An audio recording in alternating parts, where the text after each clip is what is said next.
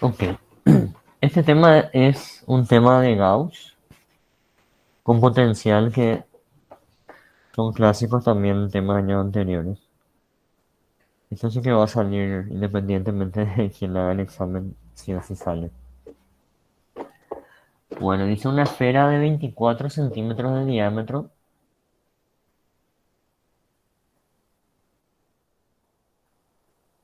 tiene una cavidad concéntrica de 15 centímetros de diámetro. Tiene una carga distribuida en su volumen sólido en función de su distancia al centro R en metros. R se mide en metros, ¿verdad? Rho igual a 13 R microcoulomb por metro cúbico. Les pide calcular el potencial y el campo eléctrico en un punto de su superficie externa. Ok.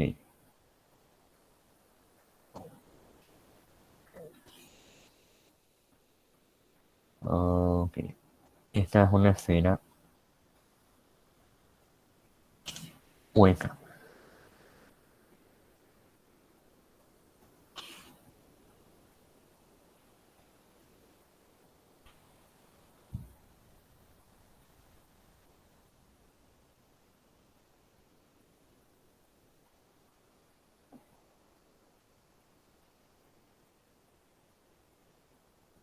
El primer radio le voy a llamar, o sea, el radio más chico le voy a llamar A. Esta tiene 24 de diámetro, esa es la esfera en sí, y el hueco tiene 15 de diámetro. Quiere decir que el radio interno es 7,5 centímetros o 0,075 metros. Es el radio interno.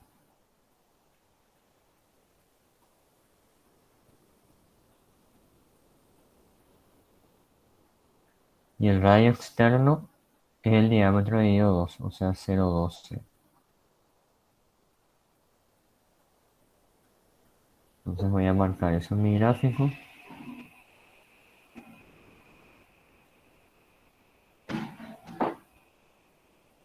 Este es A, este es B.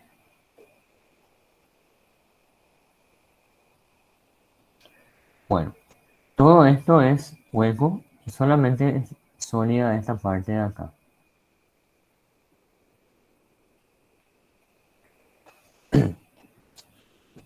Y dentro de la parte sólida tenemos una densidad volumétrica de carga que es función al radio, que es 13R y está en microcoulomb por metro cúbico.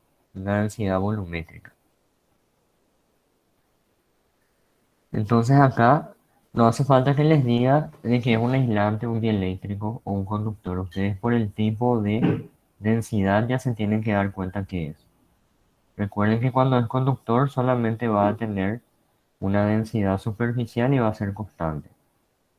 Y cuando es aislante tiene una densidad volumétrica ya sea constante o una densidad volumétrica que es función del radio. Esto normalmente ocurre en los dieléctricos.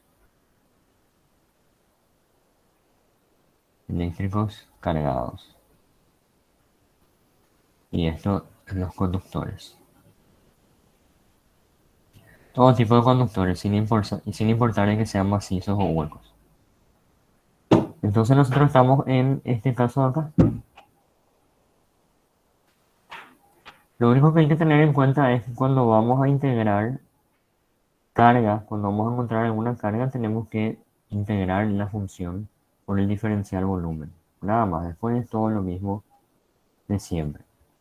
Entonces me pide calcular el potencial y el campo eléctrico en un punto de su superficie externa. O sea, en un punto cualquiera, acá P por ejemplo, ahí quiere que calcule el campo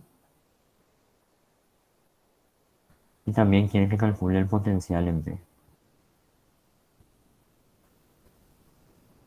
Bueno, para calcular el campo, nosotros podemos utilizar el campo, podemos hacer Gauss, ¿verdad? Solo que el Gauss siempre trata de hacer de una manera genérica. ¿A qué me refiero con eso? A ver, no tengo, no voy a hacer así nomás. Una superficie gaussiana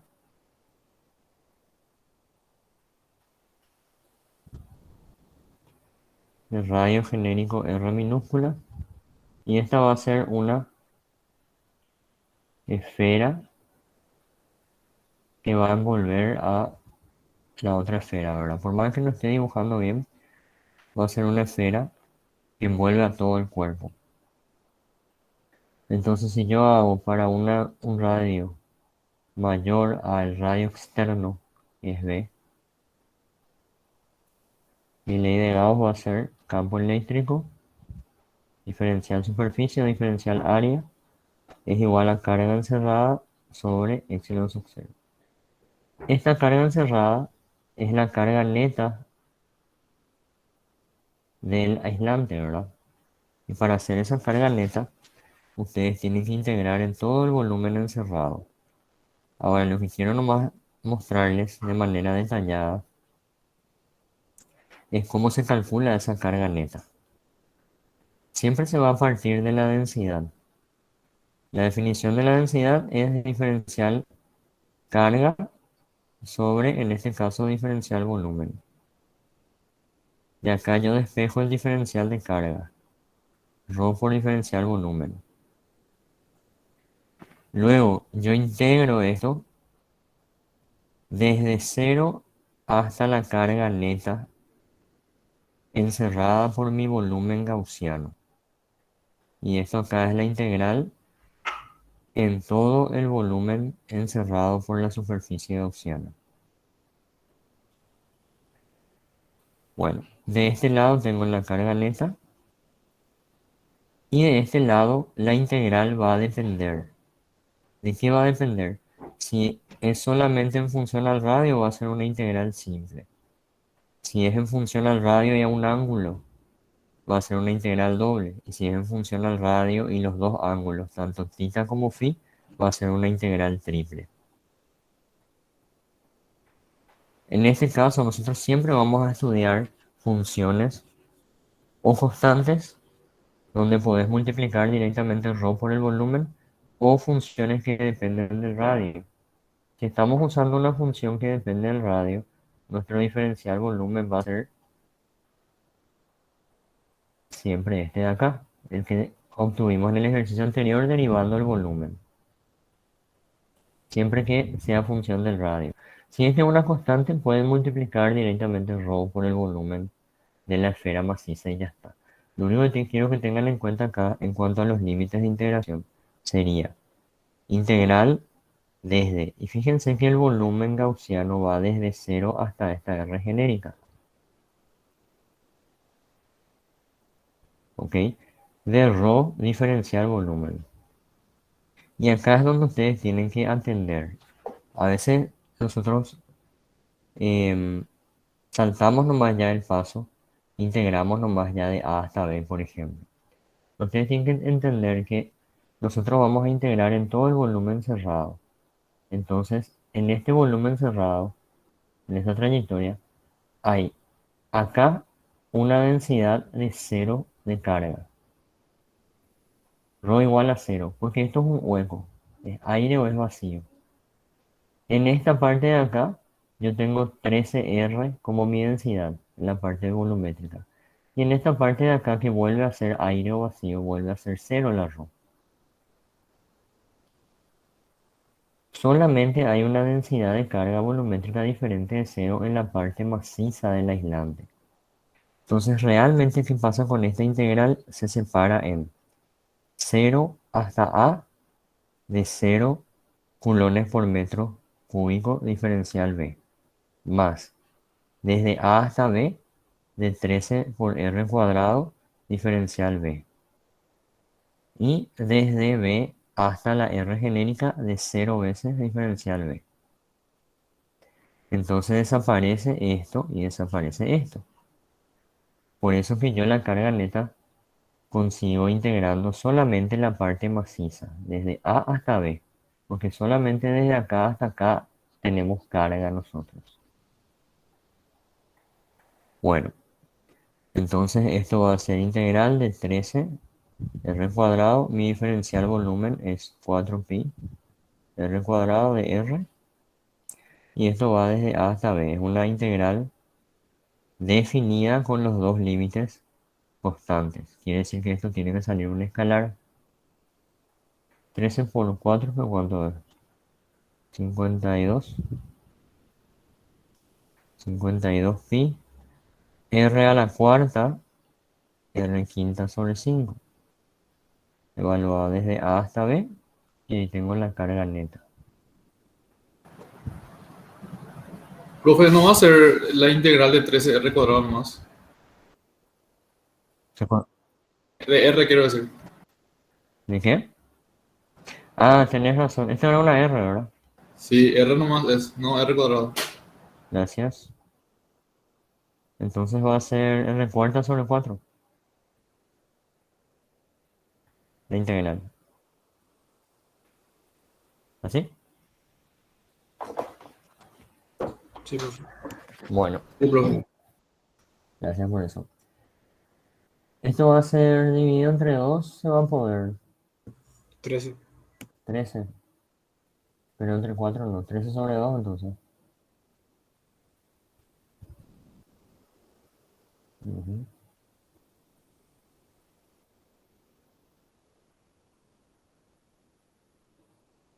Ah, sí.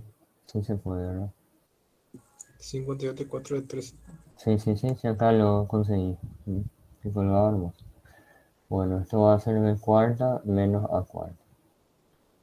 Ok. Quiero que se den cuenta que acá no hay ninguna R minúscula. Esto ya es una constante. Ya es la carga neta o total del cuerpo. ¿Sí? Si ustedes querían encontrar el campo eléctrico en un punto interior, acá, iban a integrar desde A hasta R genérico. Y esto le iba a salir 13 pi R a la cuarta menos A a la cuarta.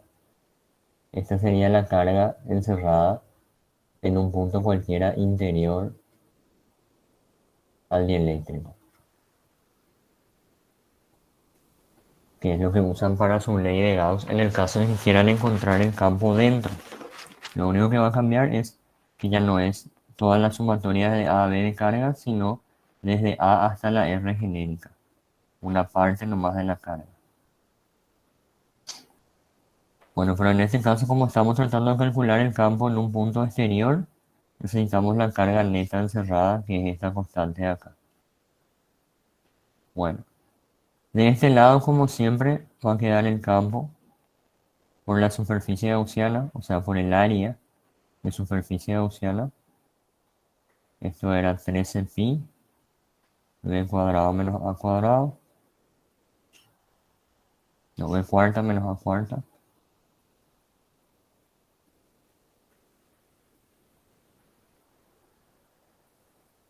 Dividido epsilon sub 0. Entonces pi se va a eliminar y el campo en un punto externo me va a salir 13 b cuarta menos a cuarta sobre epsilon sub 0, 4 epsilon sub 0 r cuadrado.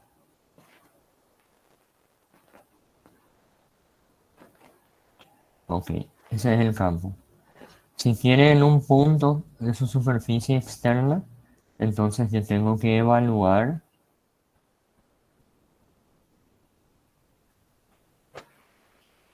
el R igual a D, que es la superficie externa. Y me va a quedar 13 B a la cuarta menos A a la cuarta sobre 4 epsilon sub 0 B al cuadrado. Que pueden encontrar si quieren numéricamente ya que tenemos todos los datos. Bueno, fíjense que este 13 de acá, este 13 viene de la densidad de carga. Entonces tiene un micro acá enfrente.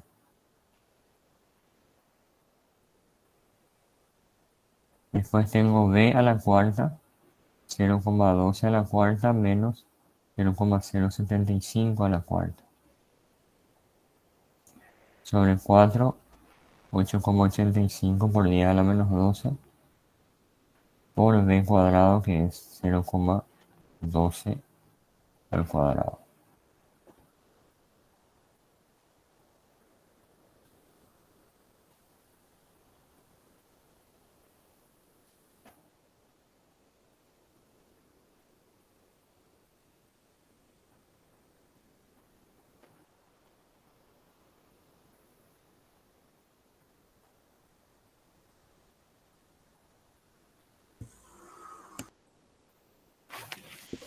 Cuatro mil cuatrocientos ochenta y uno Sin ningún...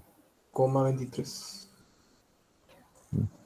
Bueno, yo cuando tiene 4 dígitos ya no le pongo más coma. Ya dejo entero nomás. Ok. ¿Alguien confirma este resultado? Confirmo, profe. Sí, profe. Dale, de lujo.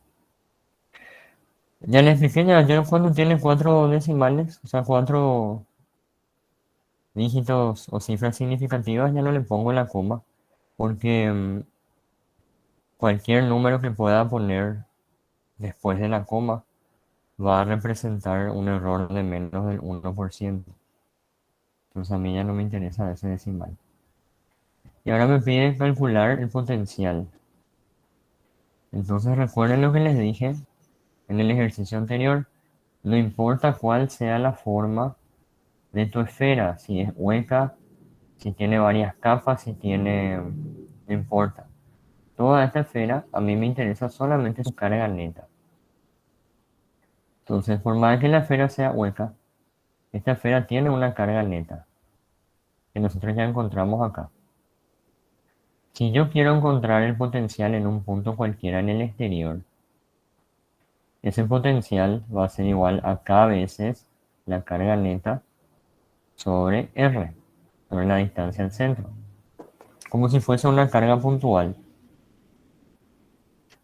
¿Ok? Eso no importa si es aislante conductor, si es hueco macizo. Igual se cumple. Entonces, como quiere en un punto en la superficie externa, acá, ¿verdad?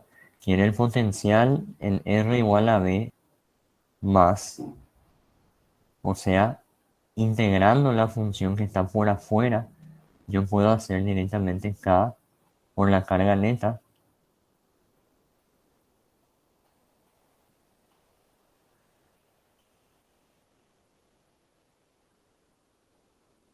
sobre la distancia R y evaluar R en B. Ok, entonces esto va a quedar 9 por 10 a la 9. El 13, que recuerden que tiene un micro enfrente. Pi, esto era 0,12 y 0,075.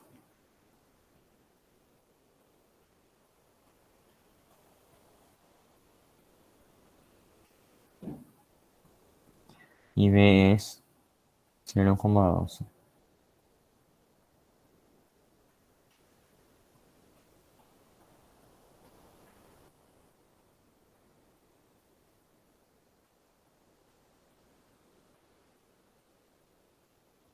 ¿Cuánto sale esto?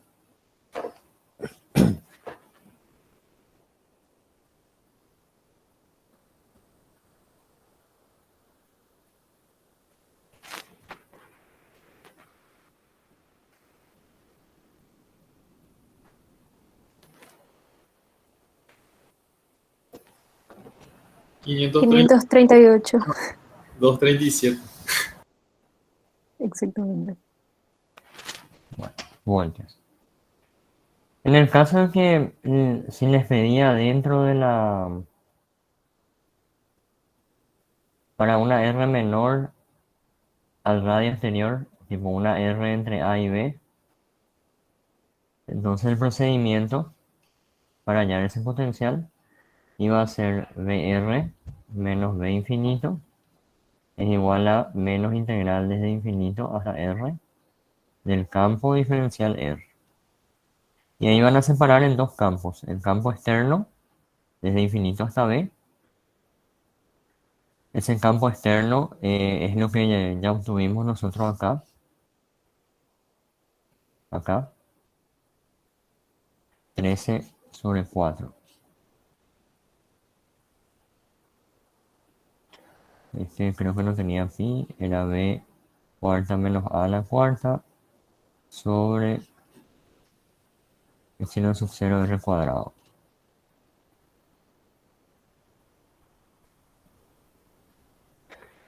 Todo esto más la integral del campo eléctrico dentro,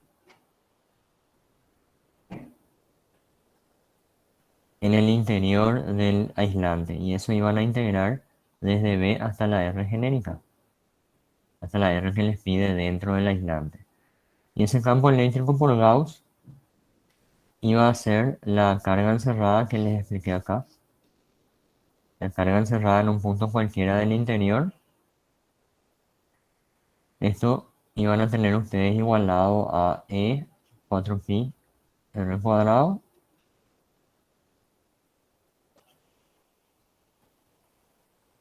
sobre epsilon sub 0. Entonces iban a tener que el campo en el interior es 13 R cuarta menos A cuarta sobre 4 epsilon sub 0 R cuadrado. Es exactamente la misma expresión que tenemos acá en el exterior, solo que varía el hecho de que en el numerador hay una R genérica. Y acá en el numerador hay una B cuarta, entonces el numerador acá es una constante y acá es una variable. Entonces ese campo es el que iban a tener que integrar acá.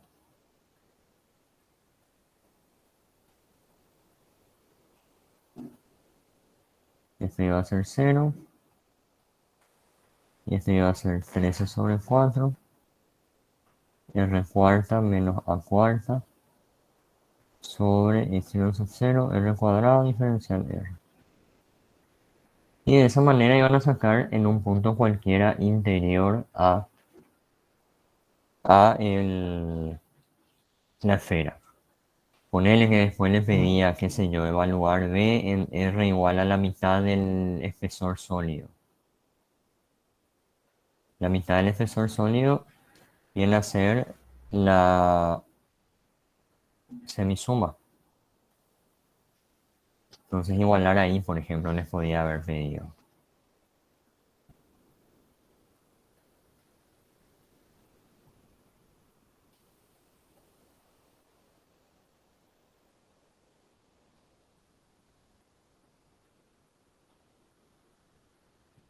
Potencial en la mitad del espesor sólido. ¿Alguna pregunta sobre esto? Acá ustedes su diferencial radio tienen que integrar con un R cuarta menos A cuarta sobre R cuadrado. Pueden separar en la diferencia si quieren. O pueden eh, integrar todo junto, como ustedes quieran. Pero estas clases de integrales, por ejemplo, son demasiado sencillas. No es que hace falta tener tabla ni nada. ¿Entendió el ejercicio? ¿Alguien tiene alguna duda? Profe, ¿puedes mostrar tu expresión del campo en la superficie?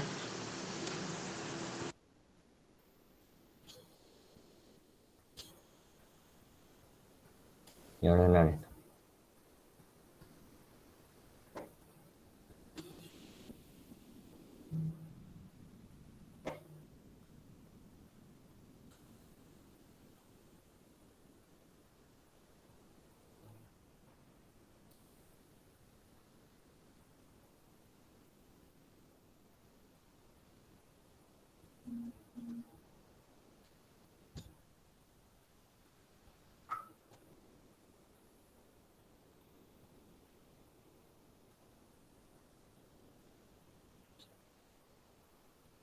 Y está.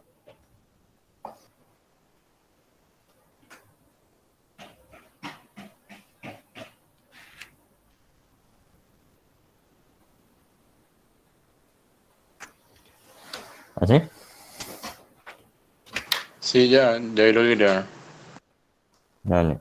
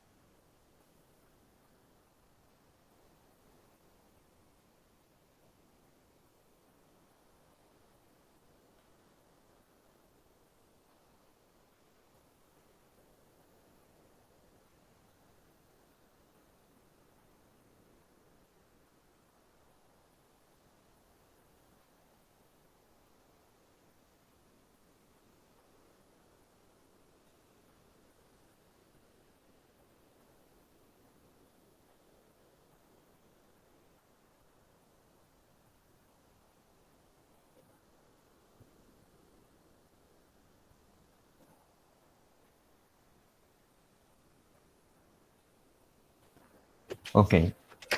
No hay más preguntas, entonces hacemos otro.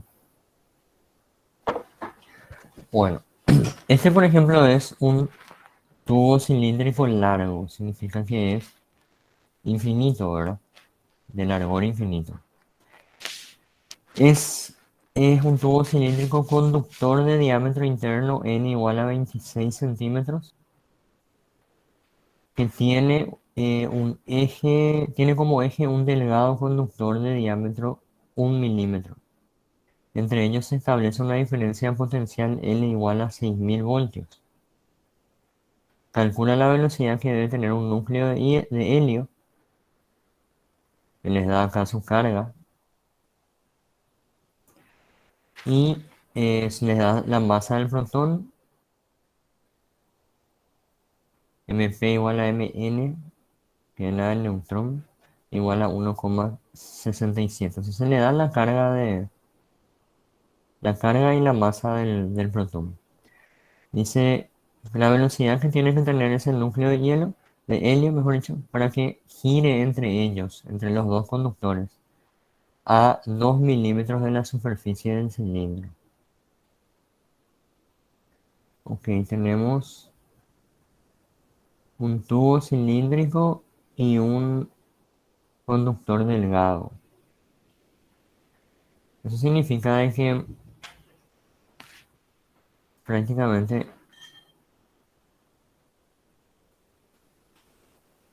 vamos a tener así.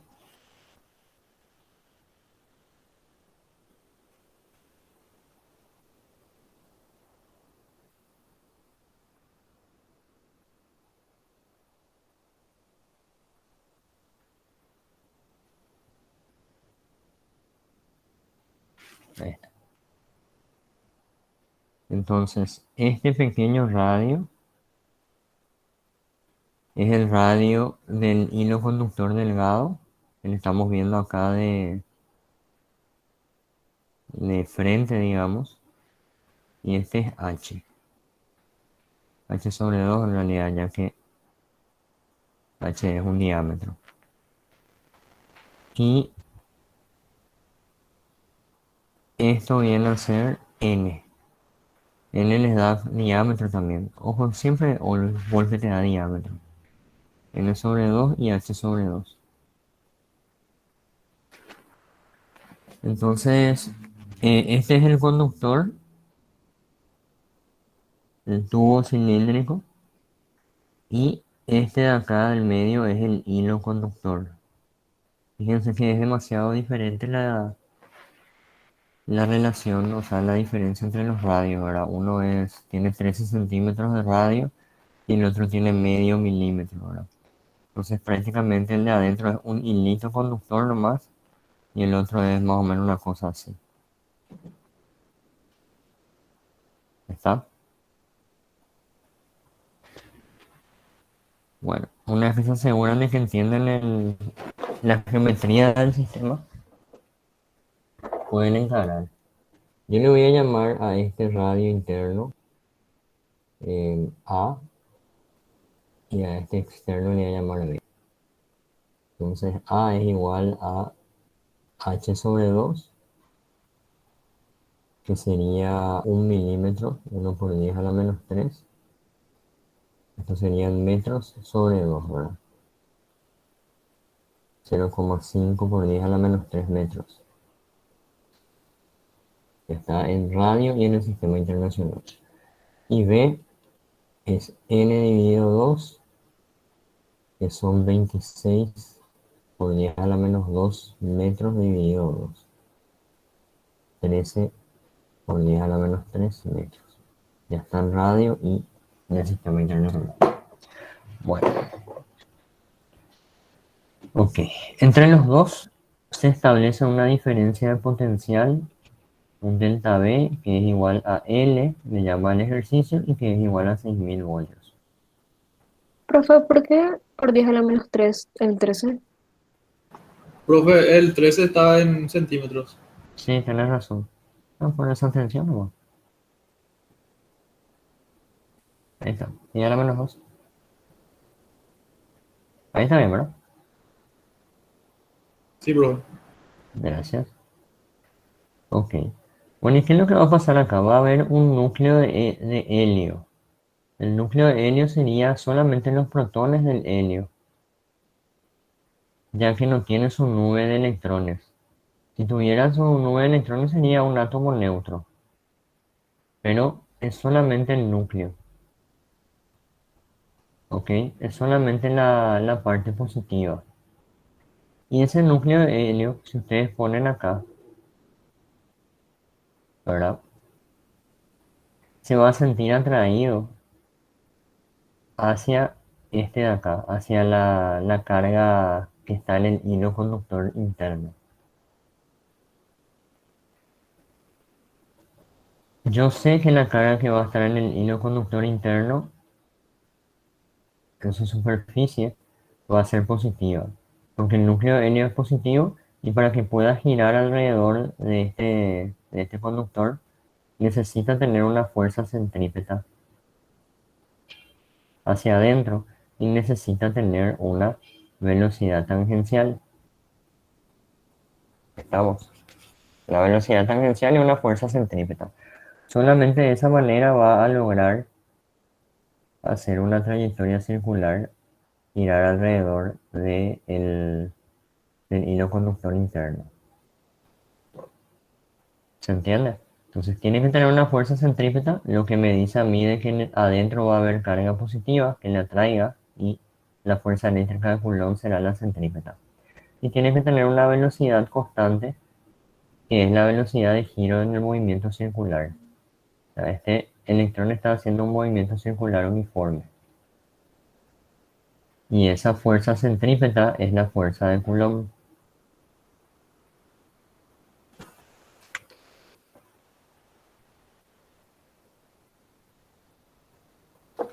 Ok. Negativa, pero no tiene que ser, o el electrón lo que la Eh, atrae. tenés razón, sí, negativo. Negativo, negativo. Sí, porque mi núcleo va a ser positivo, entonces, signo contrario a lo que se trae.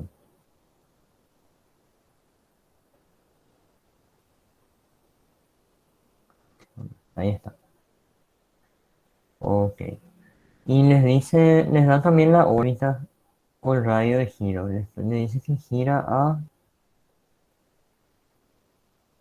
2 milímetros de la superficie del cilindro, dice.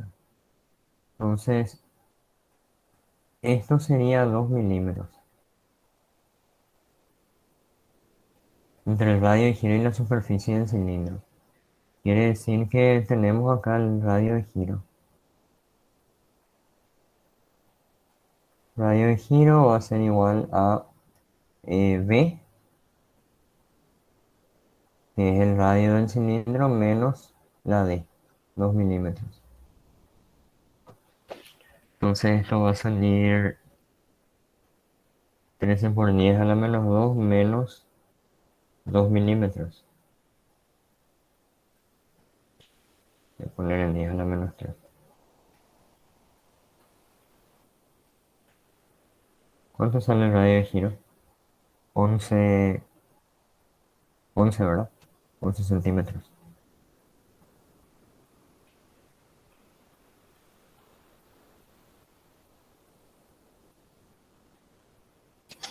¿Así le sale?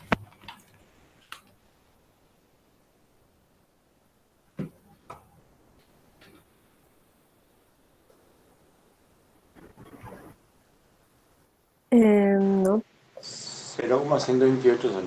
O sea, 12,8. Por la menos 2. Uno está en la menos 3 y el otro está en la menos 2. Sí.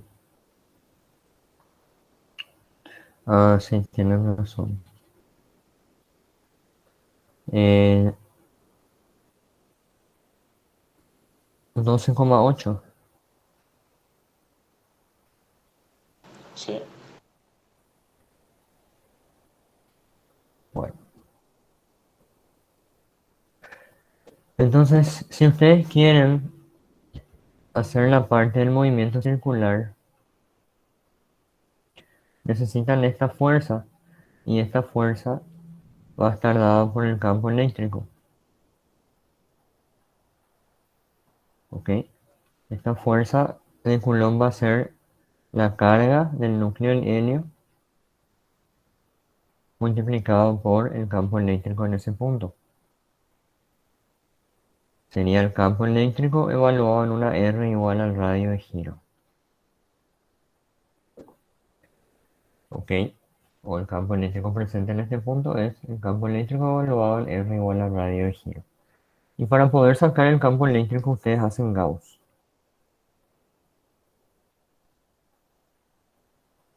Entonces, ¿cómo se hace Gauss? Para un alambre delgado así.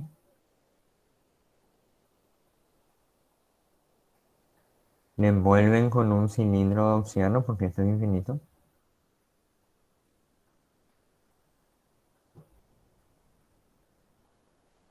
¿Verdad?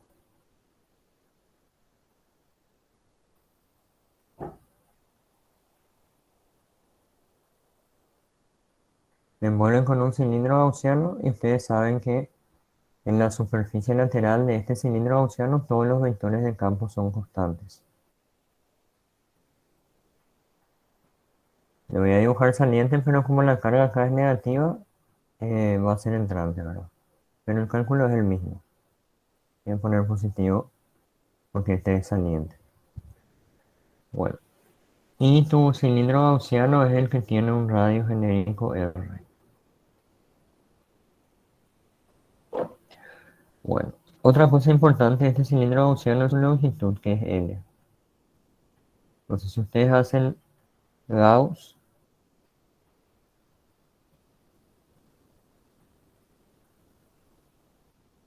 esto, ya que el campo es constante, siempre va a ser E por la superficie gaussiana, que en este caso es una superficie lateral de un cilindro. Entonces tiene que ser 2pi por radio, que es perímetro de base, por altura, que es longitud. Y del otro lado, ustedes están encerrando carga en el cilindro ahora. La carga que encierran depende de la longitud encerrada. Si yo a este cilindro le considero que es demasiado fino, le puedo tomar como que tiene una densidad de carga sigma nomás. O sea, perdón, lambda constante. También si quieren pueden tomarlo como una sigma, como una densidad de carga superficial. De las dos maneras pueden hacer y les va a salir prácticamente lo mismo. Si toman como lambda, ustedes tienen que hacer lambda por la longitud encerrada. Esa es la carga encerrada acá que está en negro. Esto va a ir más o menos hasta acá.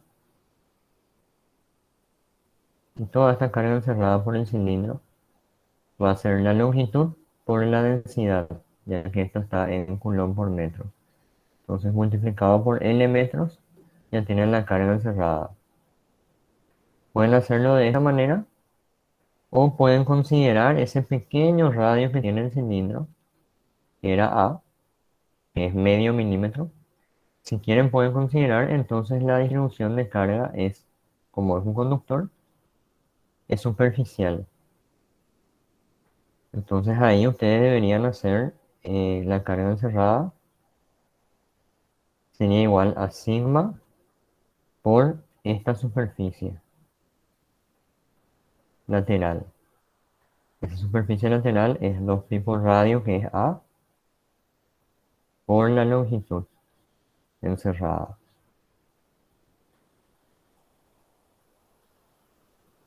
Ok, le va a quedar así. No sé ni para qué dicen dos líneas. Ah, el campo es lo que le quería mostrar. Si eligen hacer así, entonces esto va a ser E 2pi por Rl igual a esto sobre epsilon sub 0. Se va a ir la L, se va a ir el 2pi. Y va a quedar A sigma sobre epsilon sub 0 R. Ok, así sí es que ustedes hacen en función a sigma y así sí hacen en función a L. A lambda, mejor dicho. Ahí. Cualquiera de los dos. Todo depende de qué usen ustedes. Si usan lambda, tienen que hallar, ¿verdad? La carga sobre la longitud total. Y si usan sigma, tienen que hallar la carga sobre el área lateral total. Depende de eso. Pero eso vamos a ver después. Bueno, y ahora, yo el otro dato que tengo que todavía no usé es la delta B, o la diferencia de potencial entre este de afuera y el de adentro. O sea, el cilindro de afuera y el conductor rectilíneo de adentro. Esa diferencia de potencial es 6000. ¿Cómo se halla esa diferencia de potencial? Integrando este campo eléctrico. Voy a suponer que esto es, este yo elegí, ¿verdad? Entonces, al conductor de adentro, que tiene un radio demasiado pequeño, de medio milímetro, le considero como una línea nomás cargada. Y al conductor de fuera, que tiene 130 veces su radio, le considero entonces un cilindro cargado con sigma. Ok, entonces, el campo eléctrico en el interior no depende de la distribución de carga del cilindro de afuera, depende solamente de la distribución de carga de este conductor de adentro. Solamente de él depende, eso es lo que dice mi Gauss, ¿verdad?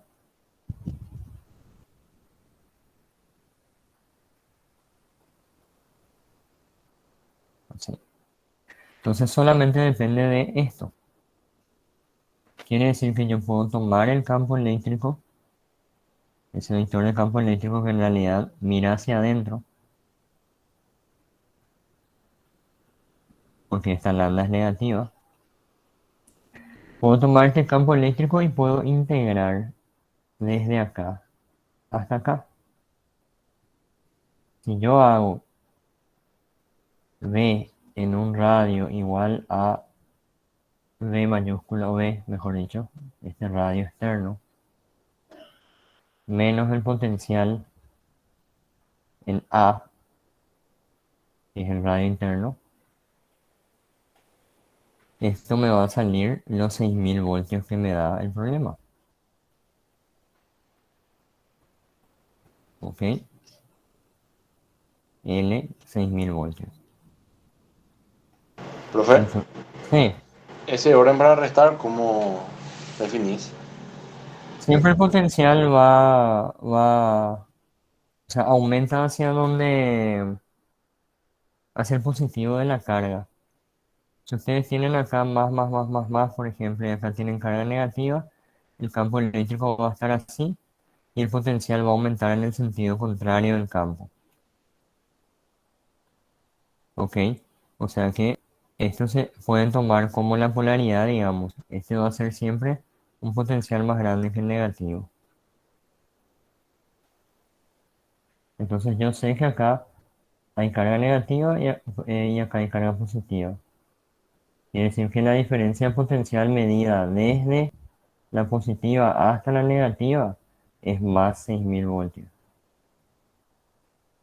¿Está bien?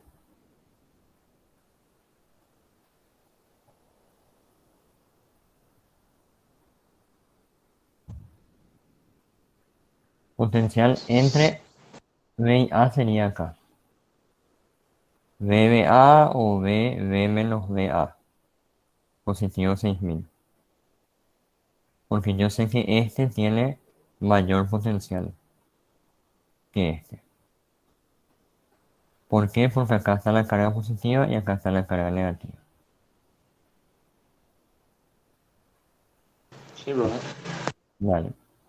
Bueno, y la fórmula va a ser menos la integral desde A hasta B, ¿verdad? BB menos BA es menos integral desde A hasta B. Del campo eléctrico, lambda 2pi epsilon sub 0 R, diferencial R.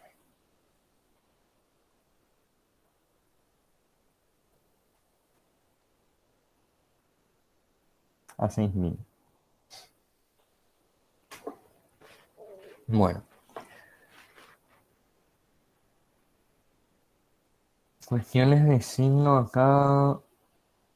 Lo que puede ocurrir acá es que al integrar me dé negativo, pero eso después puedo corregir nomás, sabiendo que la placa positiva siempre tiene que tener el signo, o sea, siempre tiene que tener mayor potencial. Porque acá pues hay que tener en cuenta el tema del signo del campo y el diferencial R también. Pero como les digo, eso no importa tanto. Acá lo que importa es que al final lo que yo voy a despejar de esto, que es lambda, tenga signo negativo. Si yo despejo acá lambda y me sale positivo, eso significa que yo tenía que incluir acá un menos de R o tenía que incluir el signo del menos del campo.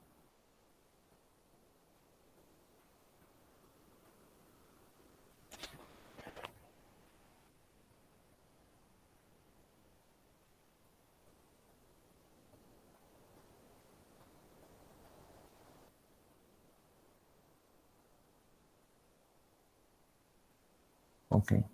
Esto va a ser lambda 2pi epsilon sub 0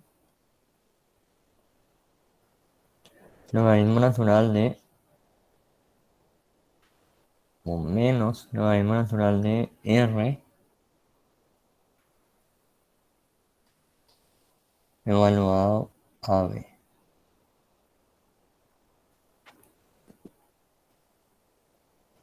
Está bien así. Entonces lambda va a ser igual a 2pi por epsilon sub 0 por 6000 con signo negativo dividido el logaritmo natural de B sobre A, que es un número positivo.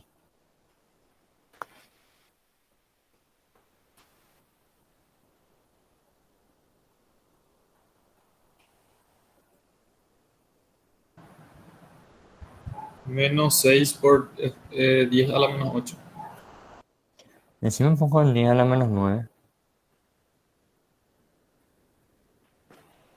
Usen su tecla ENG y díganme siempre en 10 a la menos 9, 10 a la menos 6, 60. 10 a la menos 3. ¿Qué pasó? ¿Cuánto es?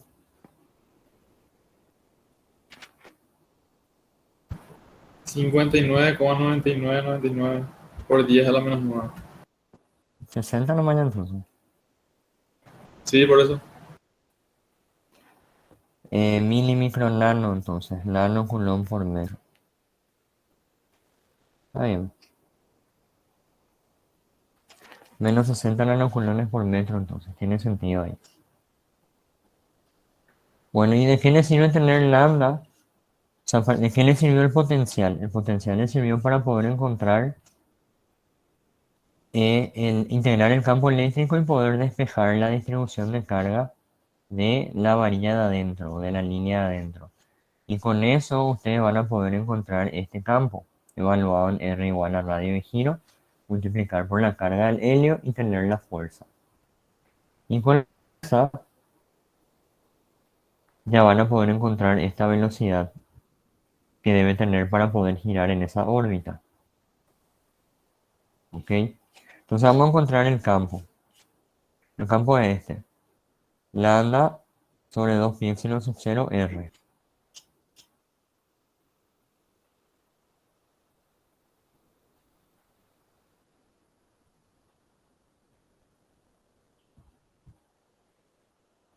Radio de giro entonces.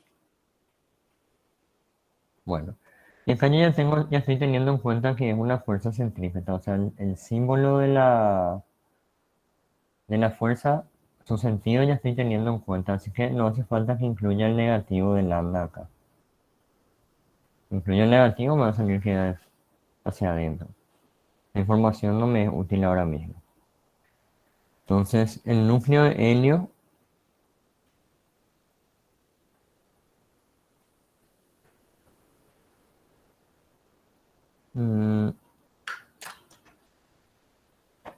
a ver un poco. Voy a googlear cuántos electrones y cuántos neutrones tiene el núcleo de helio. Eso pueden preguntar en el examen. Dos tiene Bruja. Dos. Dos electrones, o sea, tiene dos neutrones y dos Protones protones. y dos electrones. Todo tiene dos. Ya.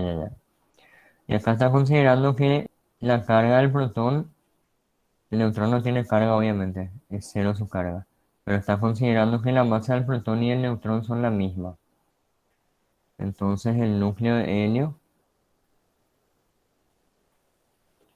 tiene dos protones más dos neutrones.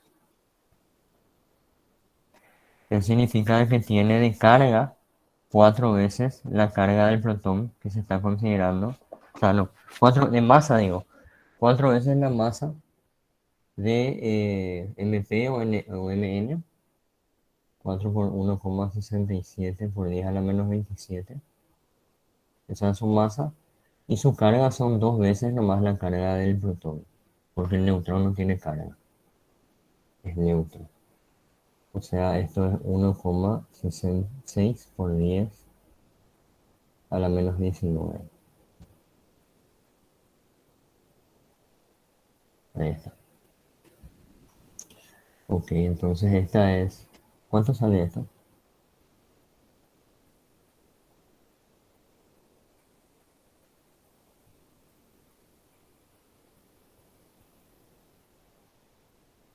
En realidad esta es la masa.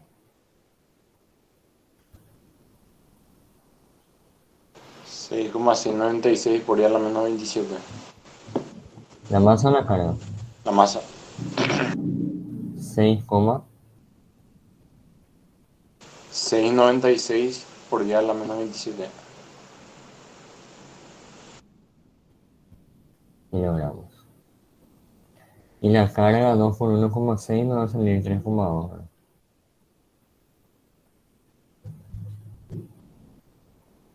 Bueno. Normalmente estos elementos se terminan dividiendo, entonces la razón nomás es lo que ustedes necesitan.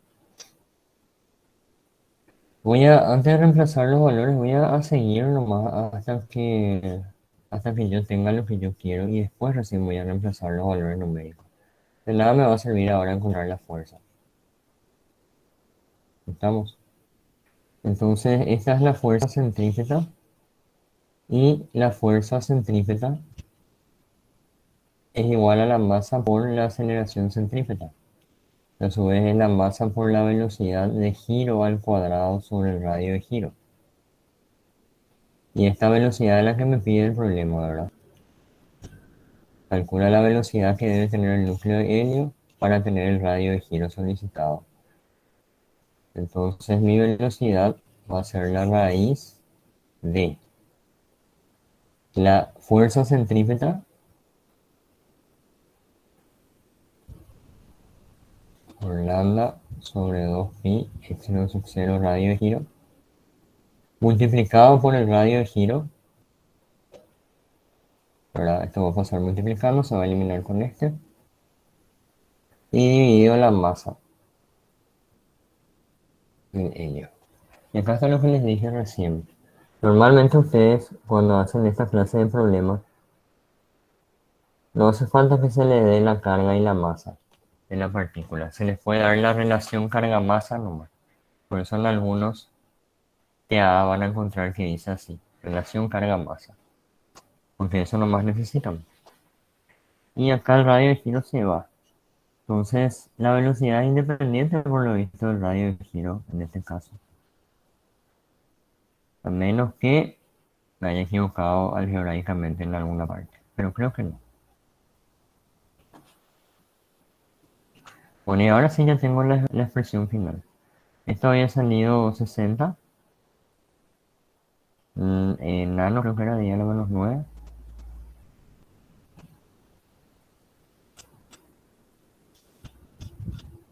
Nano culón, 10 a la menos 9.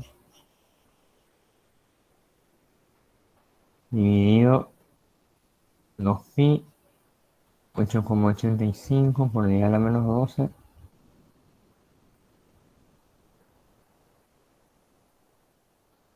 Y acá la relación entre las cargas y la masa. ¿Pueden calcular esa relación?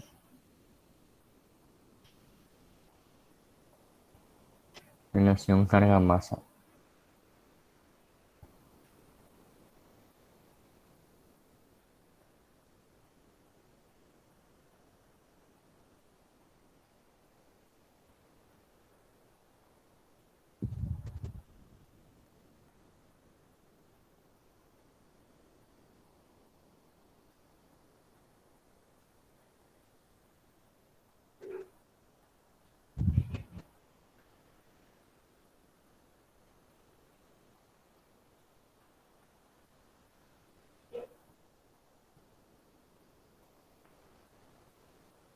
Cero coma cero cuarenta y siete por 10 a la 9 puede ser.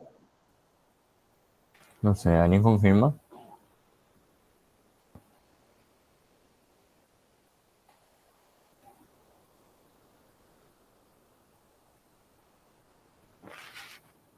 Yo creo que sí, porque este exponente menos 19 va a estar en el numerador y el 27 negativo abajo va a subir, sumando y va a ser más o menos 10 a la octava el exponente.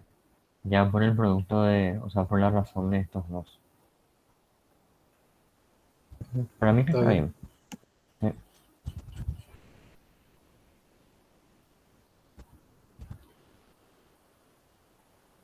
así era, ¿verdad? Bueno, ¿y ahí cuánto sale la velocidad?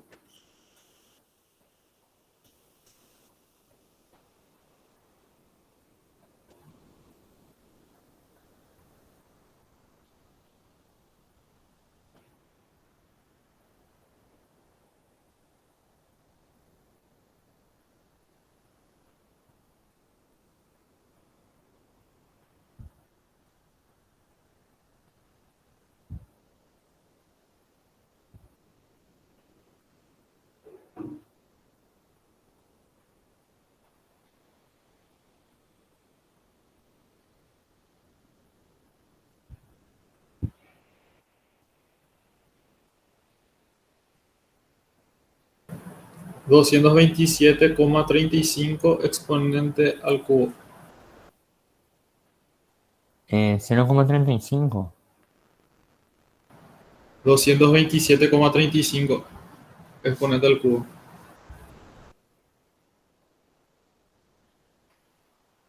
Por 10 al cubo. O sea, sería Sí, 10 al cubo. kilómetros por segundo. Sí, está bien, tiene que salir muy grande.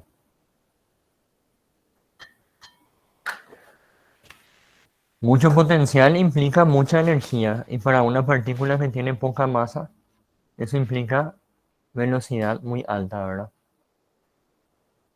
Piensen nomás en la ecuación de la energía cinética. Si tiene mucha energía porque tiene mucho potencial, tiene poca masa, entonces la velocidad tiene que ser muy alta.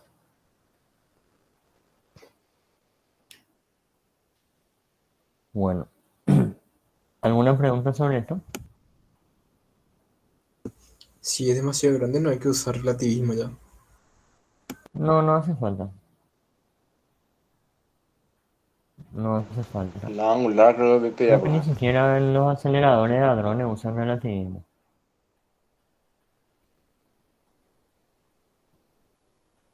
Usan electromagnetismo básico.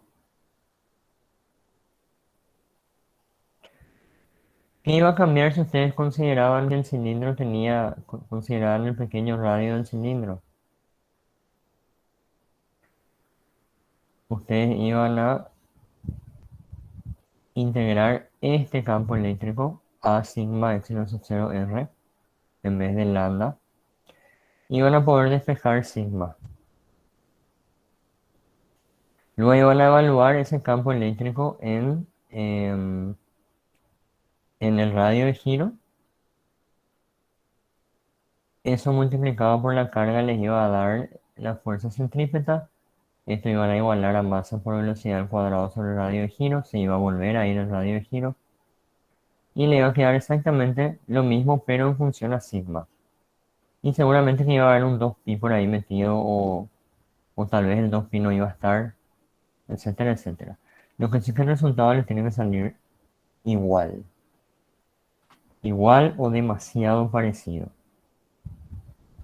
Entonces, de cualquiera de las dos formas está bien.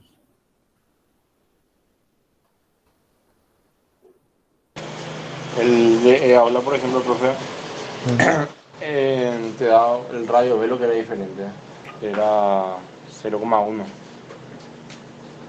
Y yo hice haciendo con el sigma y me sale 232,76 por ir al cubo, la velocidad tangencial. Ujú. Y Y ese, seguro que era un cilindro también, ¿verdad?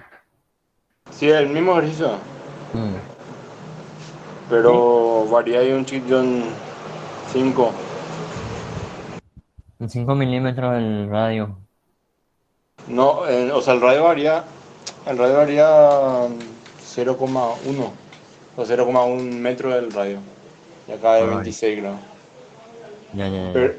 y bueno, y con eso seguro que compensa el Está 232 que bien. me sale a mí, Sí, que hice está con el bien. Sigma. Está bien. Va a salir muy parecido o lo mismo. De todas maneras, gente, yo por lo menos cuando corrijo, acá este nomás ya me importa a mí. Si a este llegaron bien, por lo menos yo ya 10, ¿ok? Ya no me importa más acá lo numérico, ¿sí? Entonces hagan el favor, por favor, hagan el favor de trabajar todo en literal y solamente reemplazar cuando están en su expresión final. Inclusive yo acá pude haber llevado el logaritmo con el 6000 en forma de delta b, en vez de 6000 poner delta b, pude haber llegado a eso acá y iba a tener una expresión en función a delta b.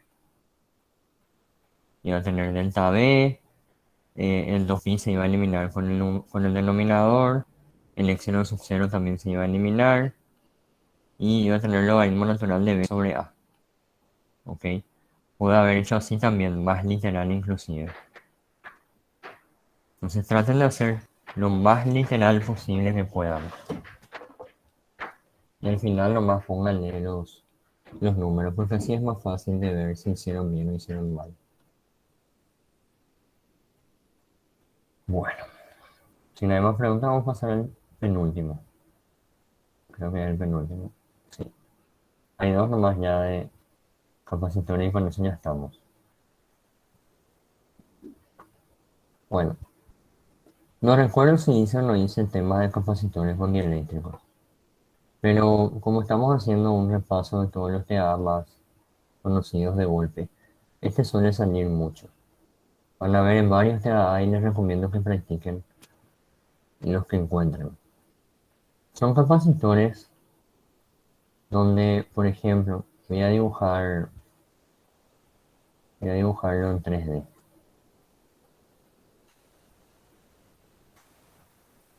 Está bien hacer la placa conductora positiva o negativa, da igual. Voy a poner que esta es la positiva. Y acá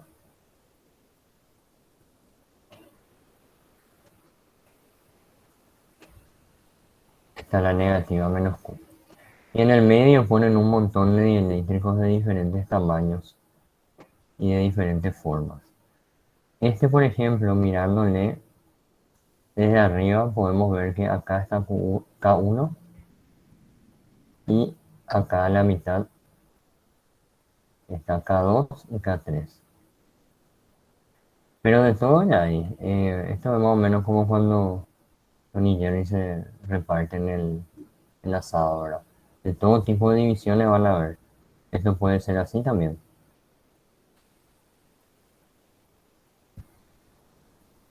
Que todo esto sea K1 en L y esto sea K2. También puede darle acá, porque se yo, un K3 y que en L esté K1. También puede ser, por ejemplo, esto K3 y acá que esto esté dividido en un K1, K4. Cualquier tipo de configuración les puede dar el profesor. Y siempre les va a dar la medida. Siempre le va a dar cuánto mide esto, cuánto mide esto, cuánto mide esto, cuánto mide esto, cuánto mide acá, cuánto mide acá, etcétera, etcétera. Todo eso les va a dar siempre. Y es todo lo que necesitan. Entonces ustedes acá van a partir de la fórmula del capacitor de placas planas, que es epsilon por el área dividido en la separación, directamente. Entonces parten de esto. Esto no hace falta que deduzcan. En un problema como este no hace falta. Entonces, ustedes hacen primero un análisis en cuanto a la diferencia de potencial. Como esta es una placa conductora que va a tener mi carga positiva, toda esta placa al ser conductora está a un solo potencial V1. Y toda esta placa de abajo, que va a ser la placa negativa, va a estar también al mismo potencial V2. Entonces, todos los dieléctricos están entre un potencial V1 menos V2 o V1 2. ¿Ok? Entonces ustedes pueden dibujar la línea donde está el potencial 1 y la línea donde está el potencial 2. Después ustedes se acercan acá y dicen, entre V1 y V2, acá tenemos un dieléctrico K1. ¿Cuáles son las dimensiones de ese dieléctrico? Tiene de área transversal, ¿verdad? De área transversal, la que no vemos. Como si yo le dibujo a K1 así, en 3D. De alto tiene D. De ancho tiene L sobre 2. Y de profundo no les dice, pero ustedes tienen que pillar de que tiene L. ¿Por qué pillan que tiene L? Porque dicen que es placas paralelas cuadradas. Quiere decir de que esto es L hasta acá, esto es L sobre 2 hasta la mitad, y de fondo tiene L también. ¿Estamos? Bueno, entonces, ¿qué hay entre el potencial V1 y V2? Hay un capacitor que tiene una separación de, le voy a poner C1 a ese capacitor. Ese capacitor C1 tiene una cierta epsilon 1. Tiene un área transversal que es esta parte de encima, la parte de su conductor. Esa área transversal es igual a L por L sobre 2. O sea, L cuadrado sobre 2.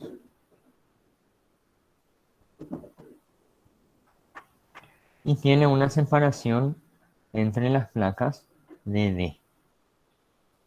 Entonces, este es mi capacitor 1 y está entre el potencial V1 y V2. Luego, si me pongo a analizar para el segundo dieléctrico, acá en la superficie de separación entre ambos dieléctricos va a haber un potencial V3. Eso significa de que va a haber un V1 V3 y un V3 V2 entre este dieléctrico K2 y este dieléctrico K3. Eso significa de que acá va a haber un capacitor C2, en este punto está el potencial V3 y luego de ahí va a haber otro capacitor hasta V2. Ese va a ser el equivalente. ¿Cuánto vale C2 y C3? C2 vale epsilon sub 2.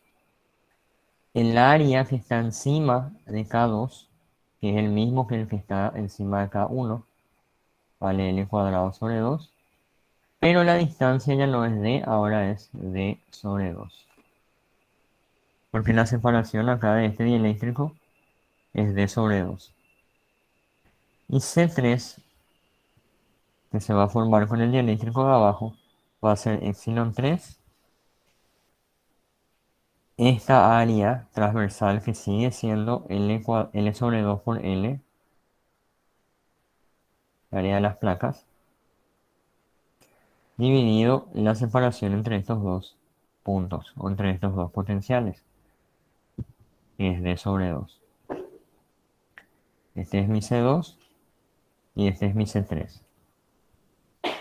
Y ahí yo me doy cuenta entonces de que mis capacitores equivalentes C1, C2 y C3 están en serie estos dos y eso en paralelo con C1.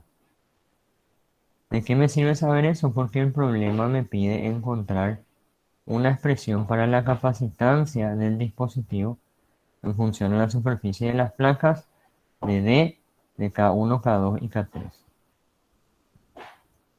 Y luego me dice, calcule la capacitancia usando los valores, o sea, evaluar el A igual a 1 centímetro cuadrado, D igual a 2 milímetros, K1 igual a 4,9, K2 igual a 5,6 y K3 igual a 2,10. Bueno, acá tienen que entender una cosa nomás. Después ya es sencillo.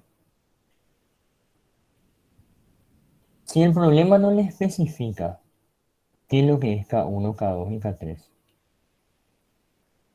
no dice, ustedes tienen que mirar su unidad de medida y van a ver que la unidad de medida es nada, es un 1. Son adimensionales. Entonces, esto significa de que epsilon 1 es igual a K1 por epsilon sub 0. Quiere decir que esto es, en este caso, 4,90 cuando evalúe. 4,90 epsilon sub 0. E2 es K2 epsilon sub 0. 5,60 epsilon sub 0. Y epsilon 3 es K3 2,10 epsilon sub 0. ¿Qué significa entonces si no les dice que es la K y ustedes ven que es adimensional? Significa que se le está dando las constantes dieléctricas de los dieléctricos, valga la redundancia. Lo que yo cuando di esta parte le llamé epsilon sub R. Esa es la constante dieléctrica. Entonces, en este caso se le está dando K1 como epsilon sub R1. Si ustedes quieren entonces epsilon 1, tienen que hacer epsilon R1 por epsilon sub 0, que es lo mismo que K1 por epsilon sub 0, que es lo mismo que ya está acá. ¿Ok? Y esto le da a ustedes la permitividad del dieléctrico 1. ¿Ok? Entonces, si les da una constante, no les dice qué es. Ustedes ven que es adimensional, esa constante es la constante dieléctrica de cada uno de los aislantes o dieléctricos. Tienen que multiplicarlo directo por epsilon sub 0 y van a tener las permitividades del 1, del 2 y del 3. ¿Ok? Recuerden que la permitividad es un múltiplo de epsilon sub 0, quiere decir que tiene las mismas unidades que epsilon sub 0. Y eso es lo que llevan a su fórmula. Ahora, por otro lado, puede ser que les diga que K1, K2 y K3 son las susceptibilidades. ¿Ok? La susceptibilidad también es adimensional, pero les tiene que decir que se le está dando la susceptibilidad. Les tiene que decir que estos son tres materiales dieléctricos de susceptibilidad K1, K2 y K3. Tiene que ser específico. ¿Por qué? Porque la susceptibilidad normalmente se escribe con una letra, esta X que es la de prueba, la de chi cuadrado. Chi se le suma 1 y esto te da la permitividad relativa o la constante dieléctrica. Entonces, en el caso de que estos hayan sido susceptibilidades, ustedes tendrían que restarle 1 o sumarle 1, mejor dicho, a esa susceptibilidad para tener la relativa. En ese caso, entonces sería el otro caso, que sí les dice susceptibilidad. Ahí E1 es igual a la susceptibilidad 1 más 1 por epsilon sub 0. O sea, K1 más 1 por epsilon sub 0. O sea que iba a ser 5,90 epsilon sub 0. Lo mismo con el 2, 6,60 epsilon sub 0. Y lo mismo con el 3, 2,10, 3,10 epsilon sub 0. ¿Se entiende? Entonces atiendan si se les da susceptibilidad o si se les da constante dieléctrica. ¿Alguna pregunta?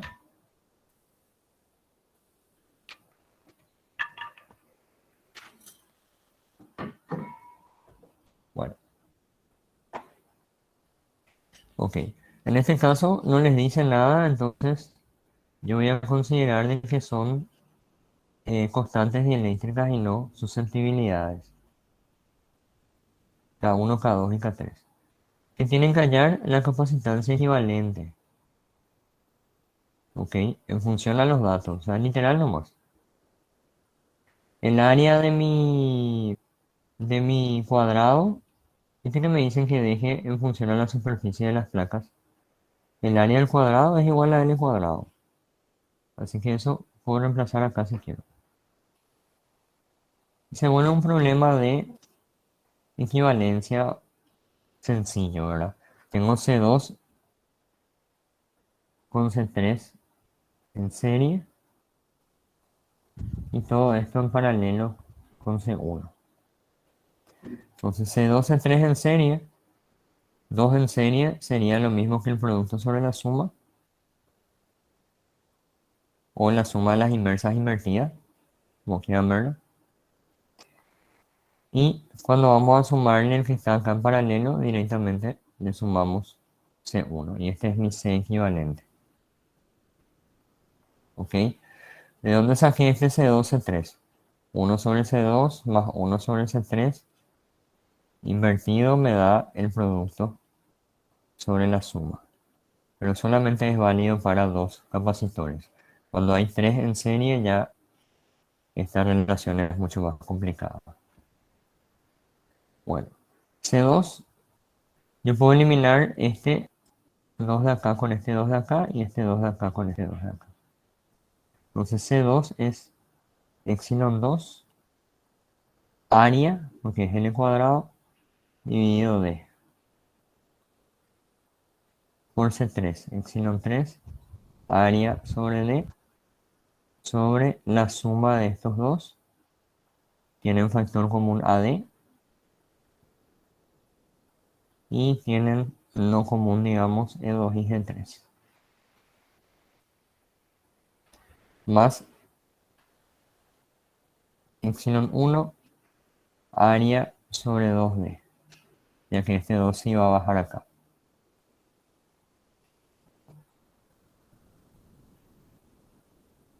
Bueno, entonces voy a eliminar un AD del numerador. Y acá voy a tener un factor común bastante grande, que es el área y la D.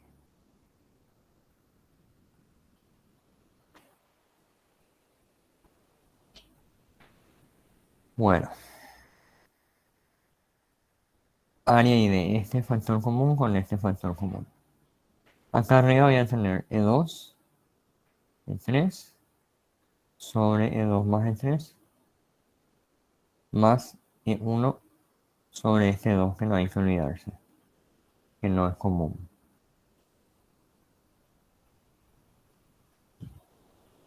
Bueno, acá también tengo un factor común epsilon sub 0 que puedo sacar.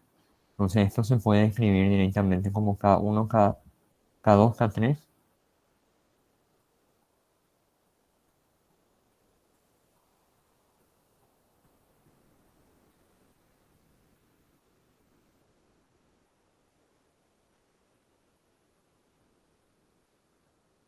Sobre D.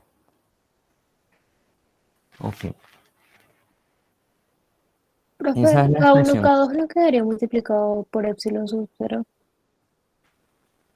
Sí, pero acá pues tenés un epsilon, tenés dos epsilon sub 0 en el numerador y uno en el denominador. Uno se va con este y este K1 también está por epsilon sub 0. Entonces saco Ya, me como perdí ese factor paso. común. Gracias, profe. Esa es la expresión que te pide y después evalúan. Pero antes de evaluar quiero que se fijen una cosa. ¿Qué es epsilon sub 0 por A sobre D? Es la capacitancia de un condensador de placas A con un dieléctrico de aire separado a una distancia D.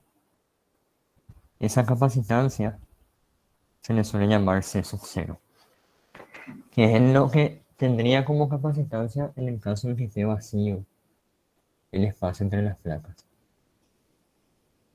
¿Ok? Bueno. Em, Vamos a hacer la parte numérica. 4,9, 5,6, 2,1. 5,6, 2,1, 5,6 más 2,1. Esto más 4,9 sobre 2.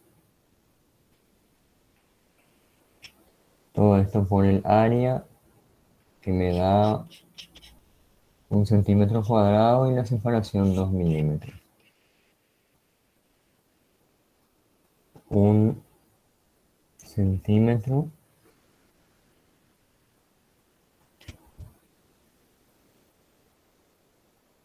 un centímetro cuadrado sobre la separación que me dijo 2 milímetros por epsilon sub 0 a menos 12. ¿Cuánto sale esto?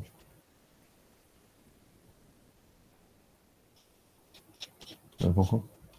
2 milímetros a 1 centímetro cuadrado. Está bien.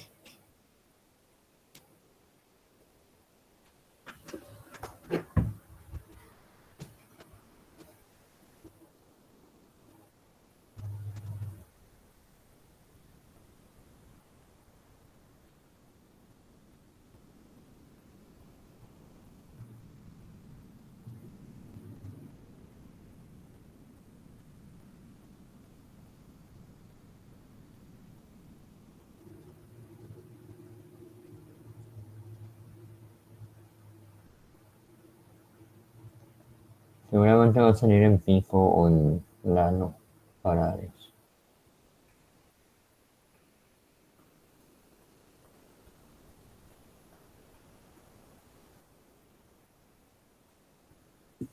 Uno coma 76 pico coulomb. Faradio. Perdón, Faraday. 1,76. Sí. Gracias. 1,76 picos. Siempre los capacitores están en el orden de los picos o los nanos, en el peor de los casos. Pero microfaradio y milifaradio, eso ya es medio raro ya. Igual puede salir, pero ya es un poco raro. ¿Alguien tiene dudas sobre este ejercicio? Profe, Sí. siempre que tenga así diferentes permitividades entre dos placas paralelas y qué sé yo, uno encima del otro, sí o sí de configuración en serie, y si está uno al lado del otro en paralelo, sí o sí. O Sí o sí. puede, sí o sí. Sí o sí. Sí, lo máximo que llegué a ver fue uno que estaba así, creo. Así. Y esto era K1, K2, K3. Les daba esto A, B, C, D. Acá estaba la placa positiva de área A y acá estaba la otra placa. Bueno, y ahí ustedes parten nomás esto por acá, por el medio, digamos, sin ningún miedo. Parten nomás por el medio. Disculpen que mi dibujo sea tan feo. Y esto va a tener K1 y esto va a tener K1 porque este material es el mismo que este material. Están en L ahí. Les tiene que dar este también, esta altura. Ponerle. Entonces ahí ustedes tienen un capacitor con K1, otro capacitor con K2, C1, C2, y eso está en paralelo con acá un capacitor con K1 también, K1, K1, K2, en serie con K3. Al final están así de vuelta. Dos series con dos paralelos. Y cada uno tiene que calcular, ¿verdad? 3 y 4. Cada capacitancia tiene que calcular teniendo en cuenta mucho cuidado con cuál es el área que está el conductor directamente encima, tapando el dieléctrico, y cuál es la distancia entre esas dos fronteras, digamos, del dieléctrico. Sí o sí tienen que tener cuidado. Y otra consideración es que no importa si, por ejemplo, el dieléctrico está así.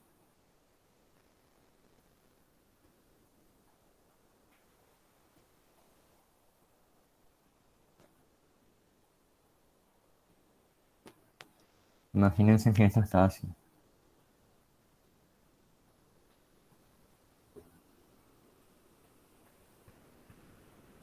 Acá esta porción de conductor está voladiza, está encima acá. No tiene o no le mira directamente a una porción de conductor o conductora. Entonces no induce una carga y no hay un campo eléctrico en esta parte. Entonces, en pocas palabras, si no le está mirando directamente a otra placa o le está mirando a través de un dieléctrico a la otra placa conductora, no hace falta considerar esa parte. Pueden borrar nomás. Que haya sido un voladizo o un exceso. Ahora, en el caso de que haya un exceso acá arriba de la placa conductora y acá abajo también haya otro exceso y acá no haya material dieléctrico, tienen que considerar esta capacitancia con un dieléctrico de aire. Entonces ahí tendrían K1 en paralelo con K2 y K3 en paralelo con el de aire. ¿Estamos? Tengan en cuenta eso, les puede dar un sobrante arriba y nada abajo, entonces se elimina, o un sobrante arriba y un sobrante abajo, entonces esto forma un capacitor de aire en paralelo con el resto. Porque yo ya vi un ejercicio que es así, tiene acá tiene los dos, K1, K2, y acá tiene el otro conductor, así. Y acá se tiene que considerar sí o sí esta porción de aire como un capacitor en paralelo. ¿Alguna pregunta sobre este tema?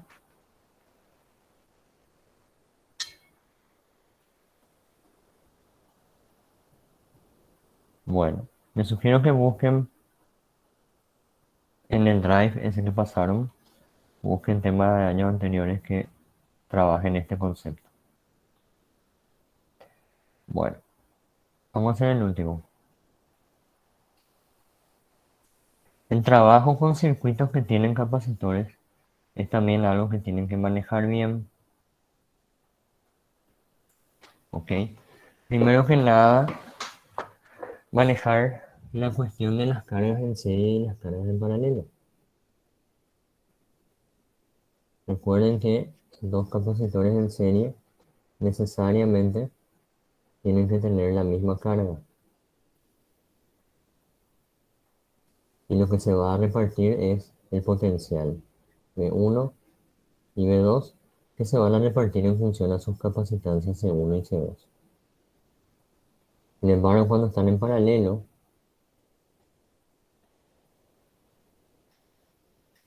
acá hay una carga Q1 y acá hay una carga Q2, no necesariamente iguales. Lo que sí son iguales en este caso es V1 y V2, la diferencia de potencial en ambos capacitores. Ok, eso tienen que tener en cuenta.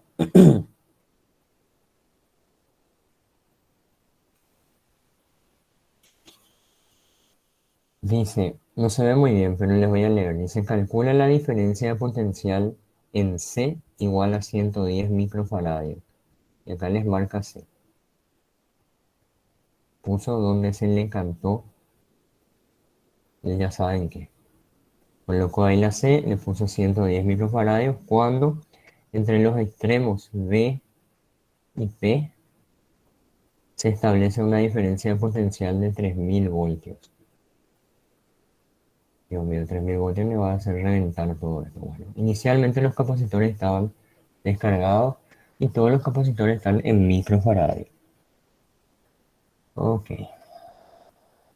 ¿Qué les pide? La diferencia de potencial en C.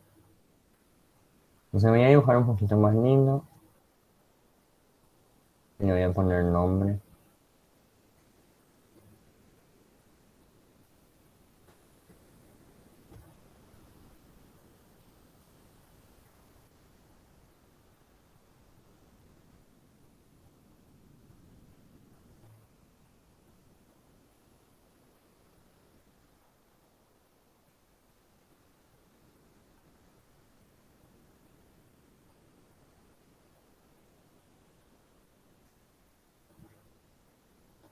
Ok. Vamos a ponerle nombre. C1, C2, C3, C4, C5, C6. Y C se va a llamar C nomás.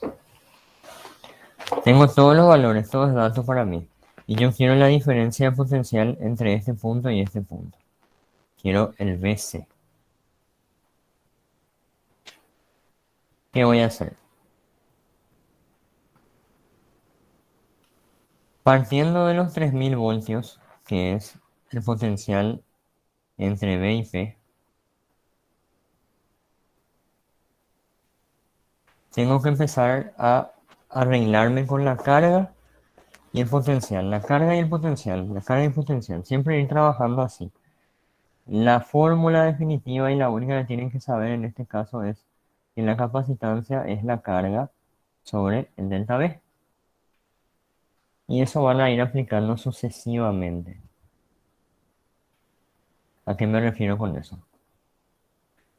Este capacitor C1 está en serie con todo este arreglo de acá.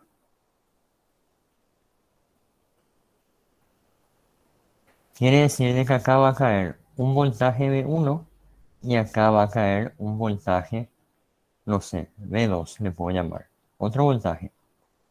La suma de estos dos voltajes es el voltaje VBP,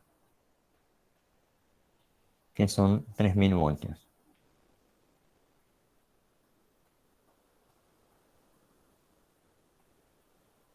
Otra cosa que yo sé es que este capacitor 1 con todo este arreglo de acá están en serie porque tienen un solo terminal en común. Eso significa de que la carga que está acá en el capacitor 1 es la misma carga que está en todo este arreglo de acá. Pero esa carga que está ahí yo no puedo encontrar hasta tener el arreglo como un solo capacitor. Entonces necesito encontrar todo este arreglo como un solo capacitor, su equivalente. Vamos, necesito el equivalente de todo esto. Ok, entonces para hallar ese equivalente, primero voy a reducir los que están en paralelo y en serie, directamente. Entonces acá hay un arreglo C4, C3 en paralelo. A ese le voy a llamar C34. Eso está conectado a C2.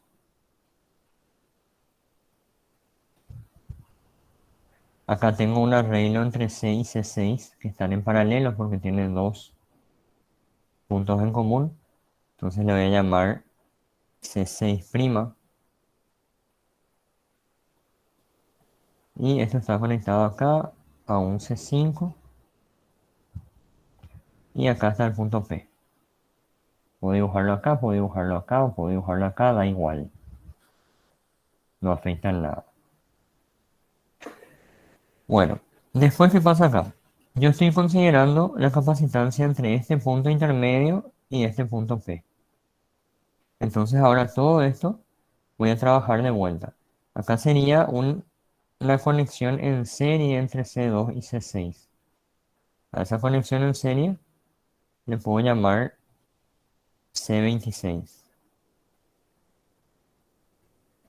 Y a esta conexión en serie de acá, porque tienen un solo punto en común, le puedo llamar C345. Acá está el punto P, acá está el punto intermedio. Y finalmente estos dos en serie van a estar en paralelo entre sí. Y como ya es el equivalente que yo estoy buscando, le puedo llamar C equivalente. Y eso va a ser acá entre P, el punto intermedio, el C1 y la B. Entonces vamos a encontrar ese capacitor. Bueno, primero vamos a hacer C6'. C6' es el paralelo de C con C6. O sea que es la suma directa de 110 microfaradios más 400 microfaradios. 510 microfaradios. Después voy a hacer el paralelo de 4 y 3, C34. Es directamente la suma de 300 más 800, son 1100 microfaradios. Luego tengo que hacer C6' en serie con C2.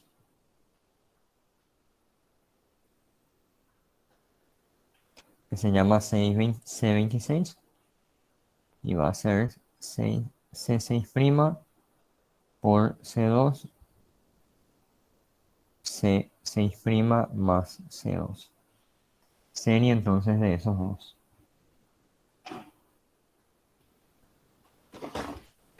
Ok. Esto va a salir 510 multiplicado por C2, que es 200, dividido 510 más 200. Acá no hace falta que se preocupen por el micro porque esto va a salir en micro de vuelta. ¿Cuánto sale C26?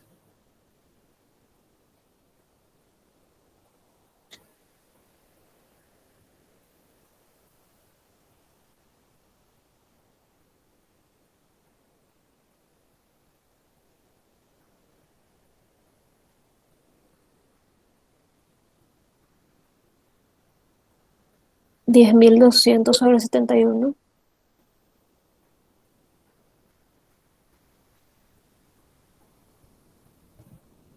Bueno, y acá voy a hacer el serie de C34 con el 5. C345.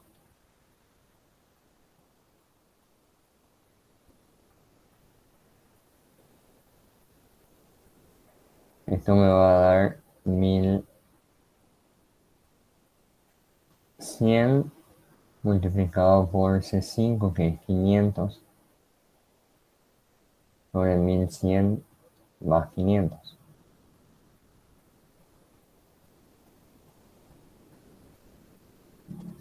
¿Cuánto sale esto? 1375 sobre 4. Sobre 4. Ok. Después de esos dos capacitores, C26 y C345 van a estar en paralelo para hallar el equivalente. Entonces se van a sumar directamente. ¿Ven? Entonces ya es el equivalente, ya no hace falta poner C, 2, 6, 3, 4, 5. Ya el total ya. Y va a ser la suma de estos dos directamente.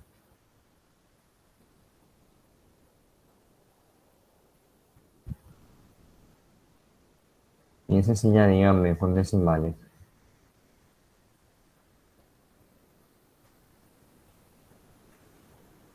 $487,412. No sé.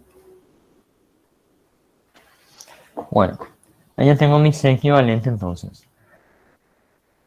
Ok, una vez que yo ya junté todo, mi circuito equivalente quedó de esta manera. C1 y en este punto intermedio hasta acá, un C equivalente que es el que encontramos ahí. Toda esta rama roja, todo este espacio rojo, entonces cambié por un solo capacitor equivalente. ¿Qué me permite eso? Me permite encontrarle a este B1 y B2 le voy a llamar a este de acá. O sea, esto es B1 y esto es B2. Y yo sé que como están en serie, las cargas tienen que ser iguales. Quiere decir que la carga que se acumula acá y la carga que se acumula acá son iguales. Q1 y acá hay Q1. ¿Ok? Bueno, entonces, V1 más V2 es igual a VBP, que es igual a 3000 voltios. V1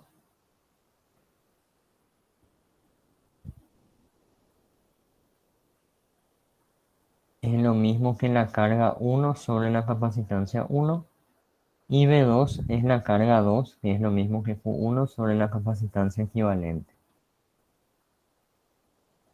Esto es igual a 3000 voltios. Esto no es otra cosa más que hallar de vuelta el equivalente entre estos dos.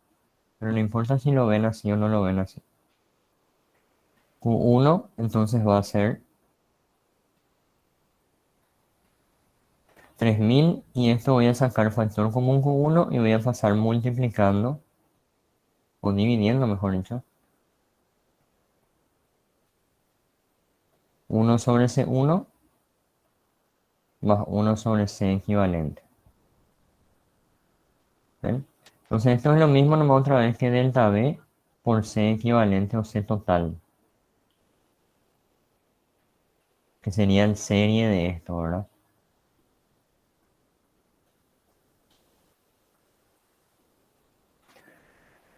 Bueno,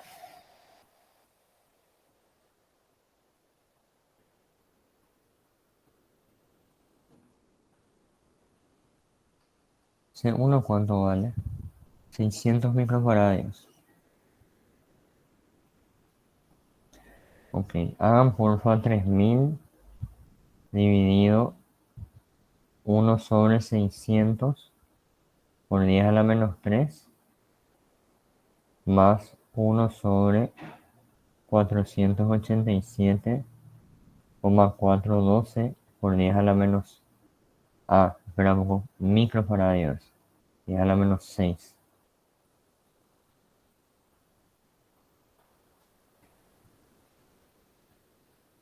Ahí. Esta carga Profesor es 0,8068. 0,8068. Culón nomás, ¿verdad? Mucho ya es igual, me parece.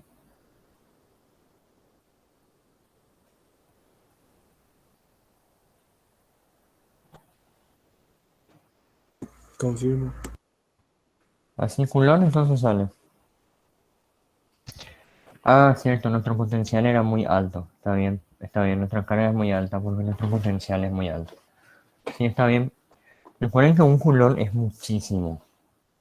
Un culón es muchísima carga.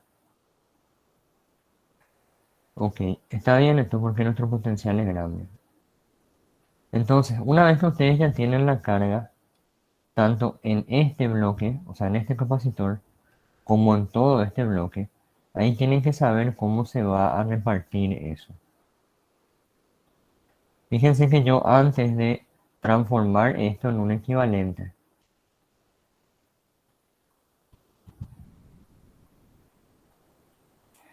C26 y C345 estaban en paralelo. Eso significa de que yo ahora, teniendo esta carga Q1, yo puedo encontrar cuánto es la diferencia de potencial V2.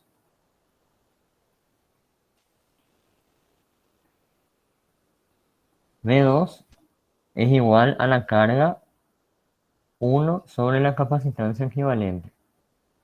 Esto que está acá. 0,8068. Esto en Coulomb dividido la capacitancia equivalente que me había salido 487,412 por 10 a la menos 6.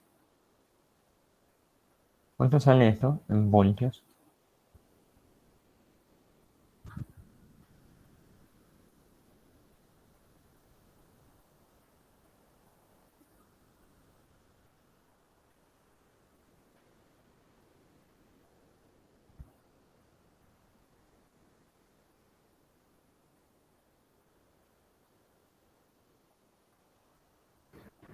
Mil seiscientos cincuenta y cinco coma 30. ¿Sí? 1655. ¿Está bien? Sí. Bueno, entonces yo ya tengo la diferencia de potencial sobre el equivalente 2. Esa diferencia de potencial es la misma en el capacitor 345 y en el capacitor 26. ¿Por qué son la misma? Porque están en paralelo. ¿Se entiende? Entonces, si entre este punto y este punto hay V2, eso le afecta a toda esta rama y le afecta a toda esta rama. O sea, hay V2 entre esta asociación paralelo-serie y hay V2 entre esta asociación serie-paralelo. A mí obviamente me interesa trabajar con la rama de arriba, porque ahí está mi C, y yo quiero saber cuál es el potencial en C. ¿Se entiende? Entonces, yo ya sé ahora que en ese capacitor 2, capacitor 6 y mi capacitor C, entre estos dos puntos, yo ya sé que hay un total de V2. V2 que es 1655.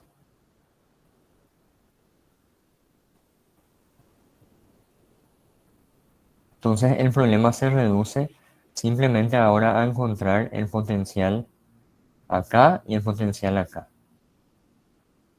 Para poder hacer eso, yo necesito la carga total. Entonces,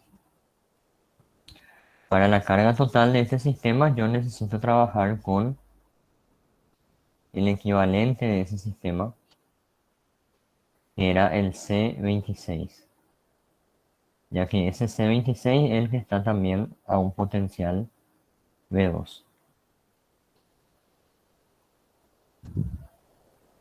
Entonces, si trabajo con este 626 acá, yo puedo sacar la carga acumulada en este equivalente 626.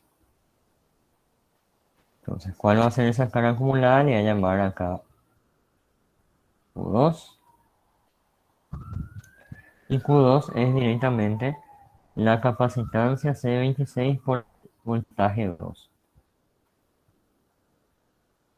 ¿De dónde estoy sacando esto?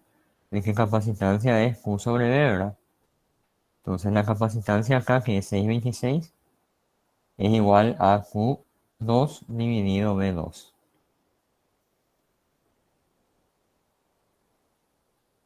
Y de ahí despejo Q2.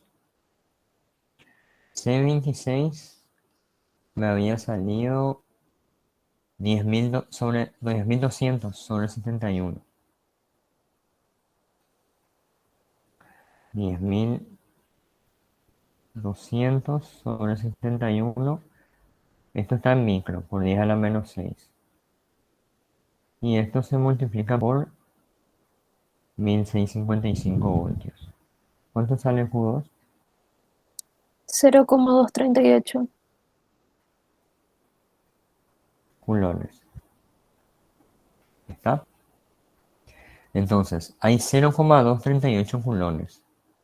Eso significa de que como este arreglo de acá, que es C6', y este arreglo de acá, que es C2, están en serie o conectados por un solo contacto, ¿verdad? Eso significa que como están en serie, acá va a haber la misma carga que acá. O sea que si acá hay Q2, acá también hay Q2. Eso me permite encontrar este potencial entre este punto y este punto. Y lo voy a llamar V3. Entonces, la capacitancia 6 es igual a la carga que hay en ese capacitor, que es Q2, dividido la diferencia de potencial, que es lo que quiero encontrar. Entonces, V3 es igual a Q2 sobre, esto es prima, C6'.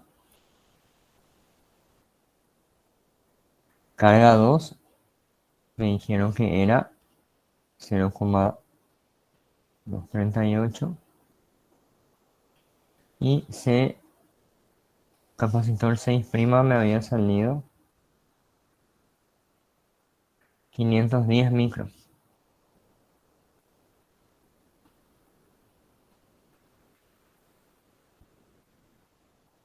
¿Cuánto sale este potencial?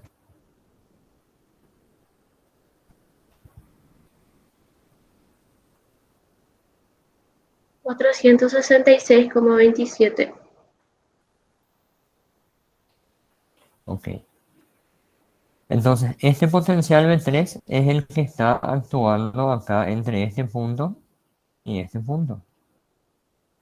Y como C6 y C están en paralelo, entonces yo sé que este también es el potencial o la diferencia de potencial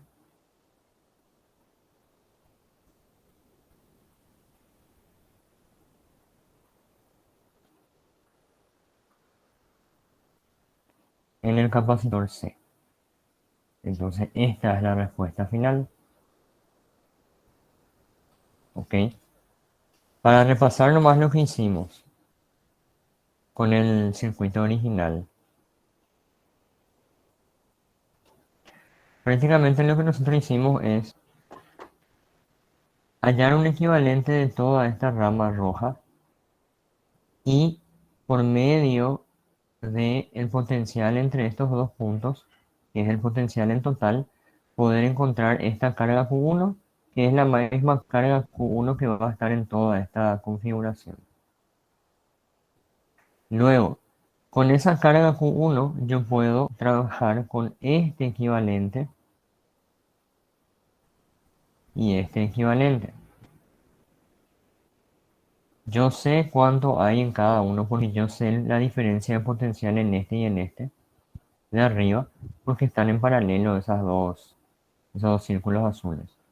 Entonces yo sé que acá hay V2 y acá hay B2, que nos había salido 1100 y algo. Con ese B2 yo trabajo de vuelta y encuentro cuánto vale la carga total en esta rama de acá. Esa carga tiene que ser la misma en este condensador y en este equivalente porque están en serie.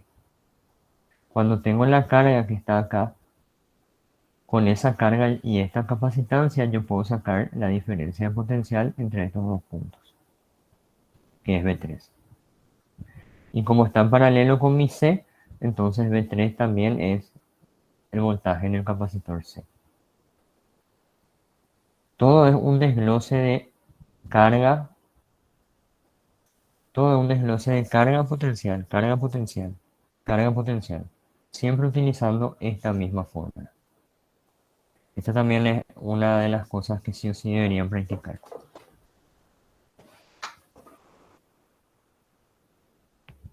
¿Alguna pregunta sobre este último ejercicio? Profe, Sí, en 2 y C345 C345 no están en serie porque hay una bifurcación ahí, ¿verdad? sí, De, por eso es que no están en serie. sí, por eso no están en serie. Porque acá realmente no tienen un punto en común conectado con el otro capacitor que es C1. Entonces C1 es el que está en serie con el equivalente de todo esto. No C34 con C2. ¿Está bien? Sí. Por la respuesta.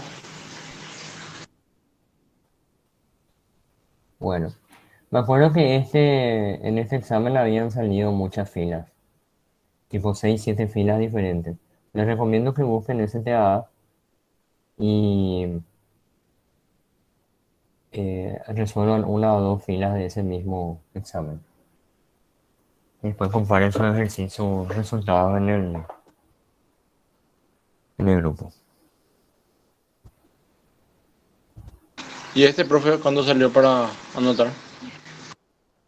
Este salió 466,27.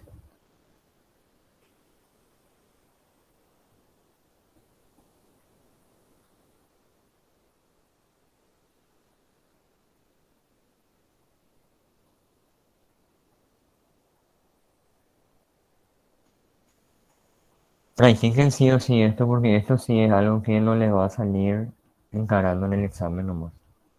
Tienen que tener práctica. Para que ustedes vayan pillando. Enseguida van a pillar cuál equivalente hacer, cuándo despejar la carga, cuándo despejar el potencial, etcétera, etcétera. Enseguida van a pillar. Bueno, ¿alguna consulta?